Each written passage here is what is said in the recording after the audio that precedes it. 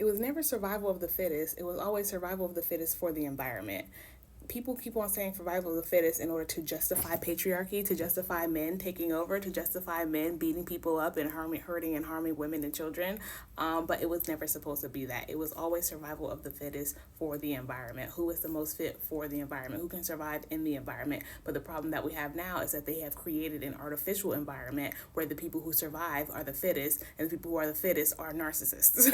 The people who survive in this current artificial system that they've created are people who lie, cheat, scam, skill, and do harmful things in order to get to the top. Like it was never supposed to be survival of the fittest, of who can beat up the other person within their species. It was always supposed to be which species can evolve traits that work together best suited for their environment. See, I heard this quote the other day and I was like, it is so beautifully said. And it was that whenever white people showed up to an environment, they made the environment fit their needs, whereas everybody else in the entire planet, whenever they showed up, they made their needs fit the environment. And that is what it is. It's like you are supposed to adapt to the environment you are in. You are supposed to figure out what of your qualities are best suited for the environment that you are in.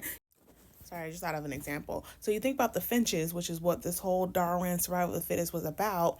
It was like some finches had thick beaks for breaking nuts, and then some finches had thinner beaks for like poking inside of trees, and then some finches had a different beak for like digging in the ground. It was like they had evolved different beaks that would be the best for the environment. They did not develop sharp pointy beaks to stab and kill each other.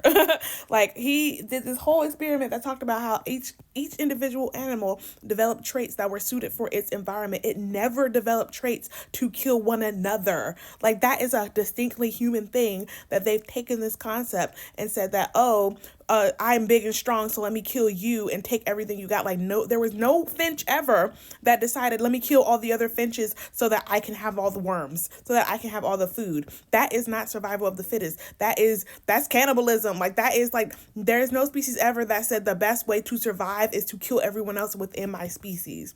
If you kill everyone else within your species will go extinct. That is not survival of the fittest. That is dumb. That is stupid. That is selfish. That is perverted. That is weird. That is strange. It is not survival of the fittest by killing one another. It is survival of the fittest by adapting to your environment. You are not supposed to destroy the entire environment and take everything that it is and take everything that it's got in order to help you survive. Like that was never going to help anybody but you and only for a short amount of time, because guess what? Mother Nature is always going to win. Mother Nature is always going to come back, and she's going to come back full force. You will never outrun Mother Nature. You will never outrun evolution. You will never be the survival of the fittest, no matter how much you artificially adapt the environment to your needs. The environment will always come back better, faster, and stronger than you ever could. So that's all. I just wanted to say that it was never supposed to be survival of the fittest amongst each other. It was only ever supposed to be survival of the fittest amongst the environment. And the environment is coming back to show us what's what. Oh, and if you ever want to know what are the artificial systems that they've created that we have to now survive in and compete against each other, you can see my narcissistic social hierarchies of control. You can get a copy of the link in my bio, but they are the patriarchy, capitalism, corporate America, racism, Abrahamic religions, and ableism. These are all artificial systems that they have created and forced us to compete against each other within, when the predestined winner has already been predestined according to these systems. If you were born a traditional man and you can get a wife and a child, if you were born a billionaire or a millionaire, if you were born to a CEO or as a shareholder, or you had a trust fund, if you were born white and or Asian in America, if you were born to a pastor or a priest, or or you claim yourself a self-proclaimed prophet, and then if you were born as an able-bodied person, able-bodied neurotypical. Again, neurotypical is defined only by European standards for what neurotypical is, so whatever.